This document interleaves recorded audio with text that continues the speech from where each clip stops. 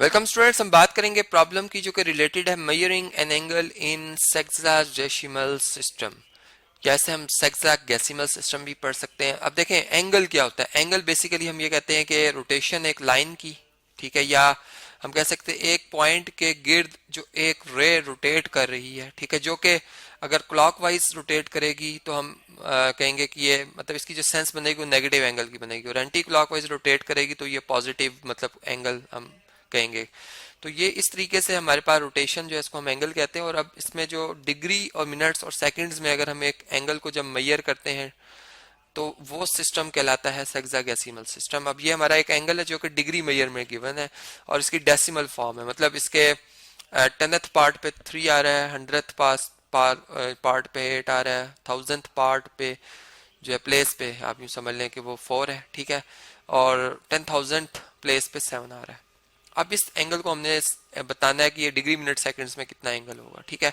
इसकी एक्यूरेसी की तरफ जाएंगे, सोल्यूशन स्टार्ट करते हैं। हम सबसे पहले इसको हम फर्ज कर लेते हैं कि जो हमारा वेरिएबल एंगल है, ठीक है, जो कि हम थीटा से जाहिर कर रहे होते हैं, ये थीटा है जो है ये गिवन एंगल है 35.3847 के, ठीक है। अब इस एंगल को हमने कन्वर्ट करना है किसमें जी, डिग्री मिनट्स एंड सेकंड्स में। अब डिग्री का मिनट्स के साथ क्या रिलेशन है ये हम जानते हैं कि जो हमारे पास 1 डिग्री है, ठीक है, वो एक बड़ी रोटेशन है, ठीक है, और हम कहते हैं कि जो 1 डिग्री रोटेशन है वो 60 मिनट रोटेशन के बराबर है, ठीक है। एंड इसी तरह से हम ये कहते हैं कि जो 1 मिनट रोटेशन है वो 60 सेकंड रोटेशन के बराबर है, ठीक है जी। तो फिर अगर हम यहाँ पर देखें तो हमारे पास ये एंगल जो है थीटा जो कि लिखा हुआ है 35 डिग्री, ठीक है, और इसमें ऐड हो रहा है 0.3847 डिग्री। अब ये जो पार्ट है इसका ये डेसिमल पार्ट है, ये इसका जो है इंटेग्रल पार्ट है जो कि हमें एग्जैक्ट बता रहा है कि ये 35 डिग्री है, ठीक है, लेकिन इसका हमें नहीं पता चल रहा कि ये कितने डिग्री है। 1 से तो लेस है, लेकिन कितना लेस है, क्या इसकी फ्रैक्शन फॉर्म में तो नहीं ला रहे हम, लेकिन इसको मिनट्स और सेकंड्स में ला रहे हैं, ठीक है, ताकि अंदाजा कर सकें कि एंगल कितना बड़ा है या कितना छोटा एंगल है, ठीक है जी। तो 35 डिग्री।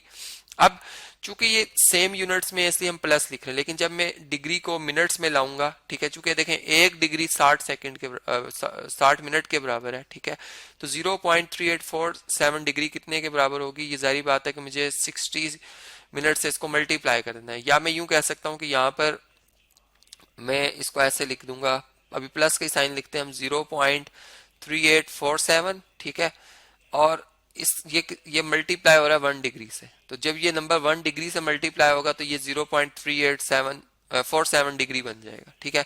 अब जो बेसिकली ये हमारा 1 डिग्री है ना, इसकी जगह हमने क्या लिख देना है 60 मिनट्स, ठीक है। तो जब हम मिनट्स लिखेंगे यहाँ प्लस नहीं लिखेंगे, इसलिए कि अब हम दो अलग यूनिट्स की बात करें, साथ साथ लिखेंगे। एंगल के पार्ट्स हैं ये, ठीक है, जो कि आपस में मुंसलिक हैं, इकट्ठे लिखे जा रहे हैं। अब हम क्या लिखेंगे इसे, 0.3847 इंटू 60, ठीक है, जब 60 से मल्टीप्लाई करेंगे तो अब इसका जो यूनिट बनेगा ओवरऑल वो मिनट्स में आएगा। कैलकुलेट भी कर लेते हैं इसके साथ ही कितने मिनट्स बनते हैं। ये देखें, इसमें अगर 0.3847 को मल्टीप्लाई कर दिया जाए 60 से तो ये बनता है 23.082, ठीक है जी। तो 35 डिग्री, ठीक है, 23.082, 23.082 मिनट्स, ठीक है। अच्छा, अब हम इसमें ऐसा कर सकते हैं कि जो 0.082 है, ये जो पार्ट है ये अब ये डेसिमल में आ गया, ठीक है। इसको अब हम इस तरह लिख लेते हैं।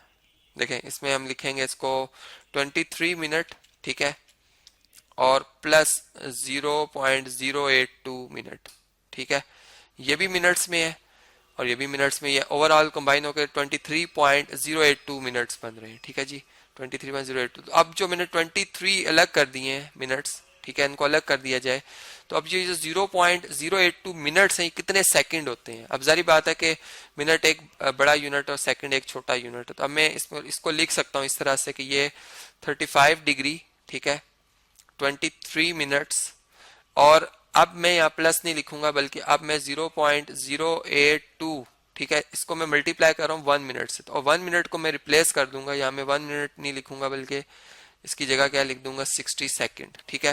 तो इसलिए मैं प्लस नहीं लिख रहा, अब मैं 1 नहीं लिखूंगा, अब मैं 60 लिखूंगा और अब ये सेकंड्स में आ जाएगा मेरा जवाब। ठीक है, अब मेरा ये जवाब सेकंड्स में आ जाएगा। तो इसको कैलकुलेट कर लेते हैं, देखते हैं कितना जवाब आता है। ये यहाँ तक तो हम पहुंच चुके हैं कि 35 डिग्री है, 23 मिनट्स है। ठीक है, अब 0.082 को आप मल्टीप्लाई कर देंगे किससे जी, 60 से, 60 से 60 से।